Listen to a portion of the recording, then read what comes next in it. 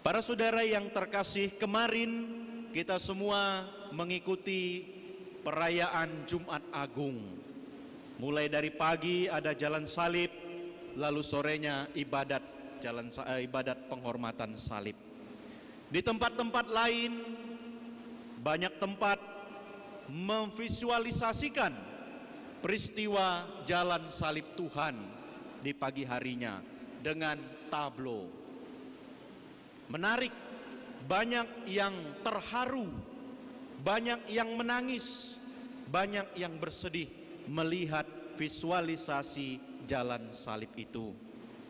Tetapi saudara-saudari, tidak sedikit dari banyak tablo-tablo yang ditampilkan di mana-mana muncul kisah-kisah yang menarik. Beberapa di antaranya saya lihat dari internet. Ada Yesus dibonceng pakai sepeda motor mikul salib.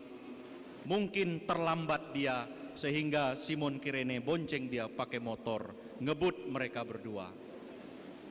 Ada juga di tempat lain Yesus yang sedang berusaha dinaikkan tiang salibnya, tetapi karena takut terjatuh lalu melompat dari salibnya. Ada juga di tempat lain ketika Yesus sedang pikul salib, ada yang menginjak salib yang dia pikul, salibnya dia lepas, algojonya dia tempeleng. Di tempat lain saya juga pernah ikut, ada Yesus yang rupanya sebelum jalan salib lupa makan, yang pemeran Yesusnya, sehingga pada saat dia di atas salib pucat mukanya, minta tolong diganti. Untung ada pemeran pengganti ya, sehingga Yesusnya diganti dengan pemeran pengganti. Banyak kisah lelucon yang muncul dari visualisasi jalan salib itu. Tetapi saudara-saudari, perjalanan Yesus di kayu salib bukan sebuah lelucon. Mengapa? Karena Yesus yang sejatinya tidak turun dan lari dari salib.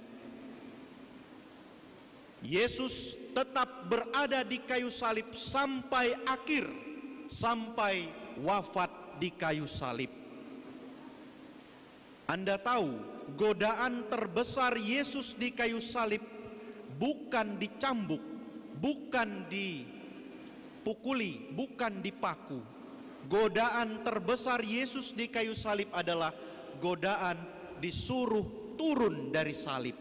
Anda ingat ya peristiwa jalan salib? Kalau engkau anak Allah, turun sekarang dari kayu salib, maka kami akan percaya kepadamu. Itulah godaan terbesar Yesus, lari dari penderitaan. Tetapi faktanya Yesus tidak lari dari penderitaan, tetapi setia di kayu salib sampai akhir. Sehingga saudara-saudari, pada saatnya sesudah dimakamkan pada hari ketiga, bangkitlah dia dari antara orang mati dan kita merayakan Paskah. Paskah kita rayakan karena Tuhan tidak lari dari salib. Tuhan tidak bernegosiasi dengan Pilatus ketika dalam pengadilan, tetapi Tuhan Yesus setia pikul salib sampai akhir, dan sehingga kita pada hari ini boleh merayakan Paskah. Para saudara yang terkasih, Paskah adalah puncak dari perayaan iman kita. Bukan Jumat Agung puncak perayaan iman kita. Bukan Yesus yang terpaku di salib, bukan, tetapi kebangkitannya. Maka seringkan kita melihat, seringkali orang katakan, biasanya umat membeludak pada saat perayaan Jumat Agung, karena mungkin banyak yang berpikir puncaknya di situ.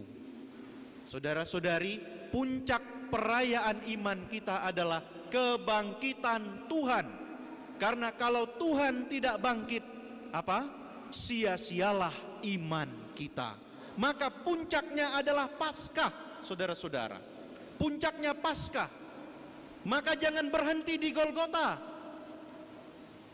Anda jangan berhenti di Golgota, jangan berhenti di peristiwa salib, peristiwa sengsara itu.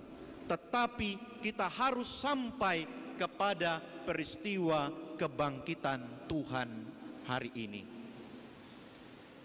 Maka pada perayaan malam Paskah ini, setelah 40 hari lamanya kita dalam pantang dan puasa, dalam keheningan, dan ada satu yang kita tidak pernah ucapkan. Apa itu? Haleluya. Haleluya pertama kali dinyanyikan malam Paskah ini sebagai tanda bahwa Tuhan sungguh bangkit, mengungkapkan sukacita kita sebagai umat beriman yang merayakan bagaimana Tuhan menyelamatkan kita semua dengan kebangkitannya. Maka kita menyanyikan haleluya. Kalau kita masih di Golgota, berarti masih menyanyikan terpujilah Kristus Tuhan. Nah, sekarang kita tidak di Golgota, kita ada di momen kebangkitan Tuhan, maka kita bersama-sama menyanyikan haleluya. Ya tidak? Menyanyikan haleluya sebagai simbol sukacita kita. Maka nyanyikanlah haleluya itu dalam hidup Anda, saudara-saudari. Nah, nyanyinya adalah haleluya, bukan lagi aduhai. Kan? Kalau masihnya aduhai, aduhai, akaidai, alamak, alelupa, apalah macam-macam itu, kita belum Paskah itu ya. Maka perayaan Paskah ini mengajak kita semua bangkit bersama dengan Tuhan. Bangkit dari kelemahan kita, bangkit dari kemalasan kita, bangkit dari kelalaian kita, bangkit dari rasa iri hati kita bersama dengan Kristus yang bangkit. Maka bersama-sama kita bersorak-sorai haleluya. Coba semuanya. Kurang semangat. Haleluya apa? Tuhan bangkit. Bangkit Tuhan. Dan saudara-saudari, kalau kita semua menyanyikan atau menyorakkan haleluya, ada konsekuensinya. Ada konsekuensinya. Konsekuensinya adalah yang kita dengarkan dalam bacaan Injil tadi. Perempuan-perempuan pagi-pagi benar mereka datang ke makam Yesus untuk merempahi atau memberi rempah-rempah, wangi-wangian kepada jenazah Yesus, karena kemarin mungkin tidak sempat. Perempuan-perempuan ini bangun pagi-pagi. Tidak hanya bangun pagi-pagi, tetapi mereka melawan ketakutan-ketakutan mereka karena murid-murid Yesus dikejar-kejar. Tetapi perempuan-perempuan ini bangun pagi-pagi, pergi ke makam Yesus, dan di sana mereka tidak menemukan jenazah Yesus, tetapi yang mereka jumpai adalah dikatakan di sana 2 orang berdiri mengenakan pakaian berkilau-kilauan yang mengatakan dia tidak ada di sini, dia telah bangkit. Dan perempuan-perempuan ini disuruh sampaikan kepada murid-murid yang lain bahwa Yesus sudah bangkit.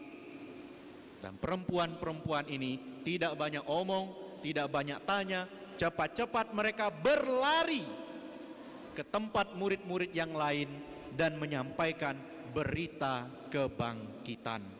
Itulah konsekuensi dari kita merayakan Paskah, saudara-saudara.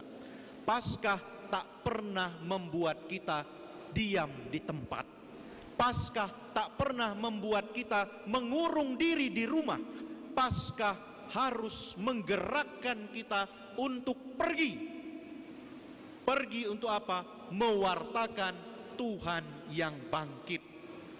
Jadi kalau sudah merayakan Paskah, kita tidak boleh diam-diam saja, tetapi harus pergi mewartakan tentang Tuhan yang bangkit kepada semua orang, kepada saudara-saudari kita, keluarga kita, teman-teman kita, rekan kerja kita. Jadilah umat Katolik yang membawa pesan kebangkitan Tuhan. dimanapun kalian berada. Meskipun dalam pelaksanaannya banyak tantangan, banyak sekali halangan, seperti yang dialami oleh perempuan-perempuan ini. Mereka menyampaikan kepada para rasul, tetapi para rasul dan murid-murid yang lain tidak percaya dan menganggap itu omong kosong ya. Ya begitulah laki-laki ya. Kalau perempuan ngomong sesuatu kadang dianggap omong kosong. Betulkah? Nah, semoga tidak ya. Ini para rasul ini bilang, omong kosong saja kalian itu. Mungkin pewartaan kita dianggap omong kosong oleh sebagian orang. Mungkin pewartaan kita dianggap remeh oleh sebagian orang. Tetapi sekali lagi, pergilah dan wartakanlah Tuhan telah bangkit. Haleluya, selamat Paskah, Tuhan memberkati kita semuanya. Amin.